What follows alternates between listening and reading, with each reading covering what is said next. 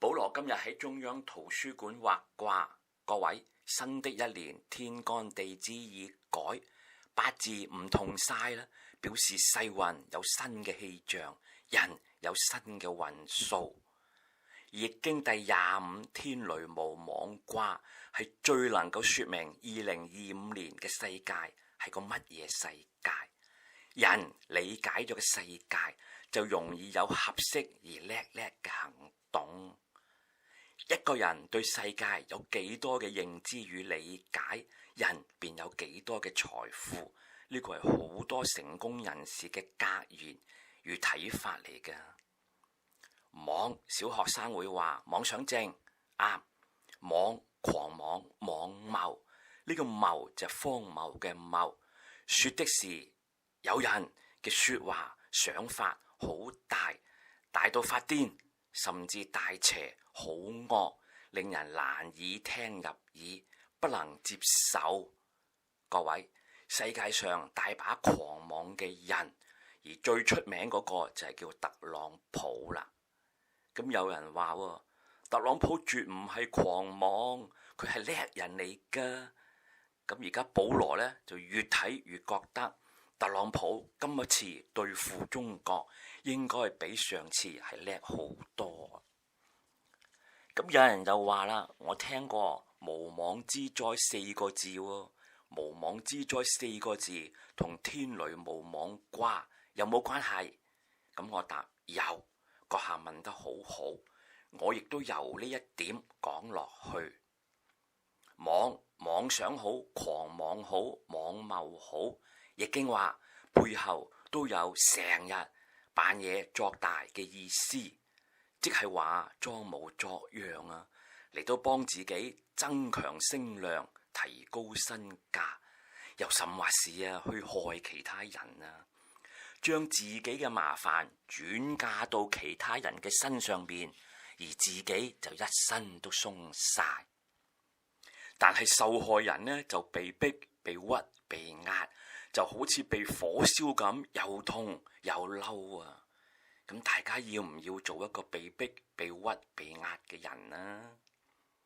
世界有狂妄之徒，中意作大扮嘢，佢甚至去強制別人啊，去敲詐勒索別人，其他國家要人哋就範嚟到獲取呢個利益啊！易經嘅天雷無妄卦嘅6三爻就提到啦，某日有人牽一隻牛去到市集，然後再唔理呢隻牛啊，自己走咗去啊，咁市集周圍嘅商販唔識冇理會，哎呀，問題嚟啦！後來呢個人翻嚟揾牛，牛當然早已經唔見咗啦。咁呢個人梗係姓賴噶啦，就責備市集上面周圍嘅人與嗰啲商販，要佢哋賠償。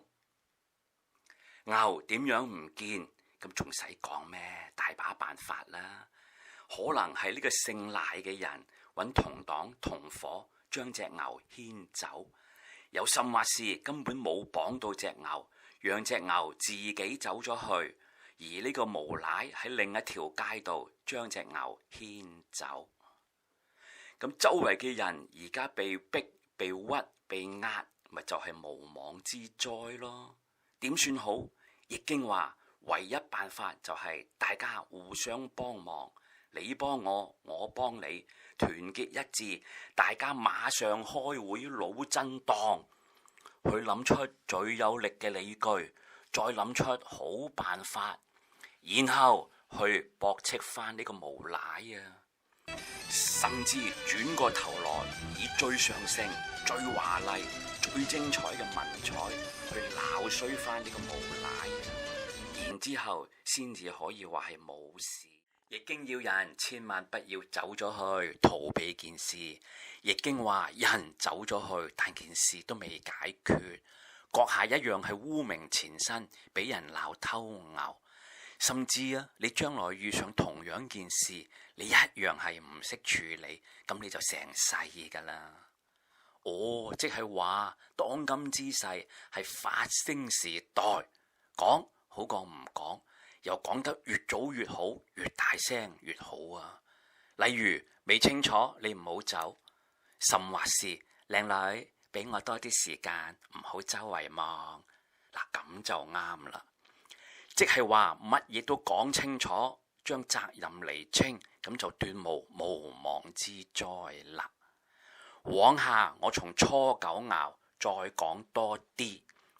爻喺初九嘅時候，易經就話啦，無妄往吉。呢個往就去也，去邊啊？去教人啊！原來易經係好贊成人若然真的識，就去教人。咁教人嘅前提係閣下真係要識喎，即係話你比別人先學到，又比別人諗到啲好嘢喎。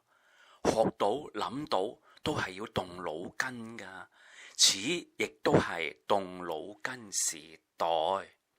各位唔要俾別人屈，將責任釐清，原來都係其次咋。易經於呢一卦就話啦，發聲好，教人好，仲要揾到自己嗰一份，即係揾到食啊！哦，呢點太重要啦。咁六二爻時，易經就話啦，不耕獲，白話文就係唔使耕田，唔使做都有收穫。哇，太好啦！咁唔使做都有收穫，易經係分兩點嚟講嘅。我先講第一點。第一點嘅時候，易經嘅注疏講得好清楚，讓人先去做，甚至讓佢成功啊！我照住佢成功嗰部分照做，再改少少，話係自己嘅創作，梗係咪慳水慳力又容易得到啊？咁呢個係此其一。第二呢，就係易經要人用心去睇，睇到價錢價值嘅地方與所在處。